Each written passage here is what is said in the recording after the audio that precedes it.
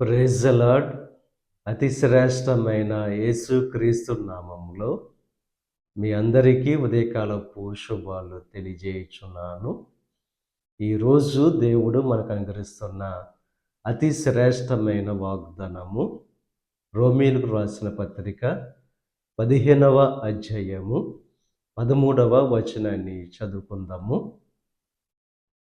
నిరీక్షణకర్తయగు దేవుడు విశ్వాసము ద్వారా సమస్త ఆనందముతోనూ సమాధానముతోనూ మిమ్మును నింపునుగాక. ఈరోజు దేవుడు సమస్త ఆనందముతో సమాధానముతో మిమ్మును నింపుతారని చెప్పి దేవుడు వాగ్దానం చేస్తున్నారు.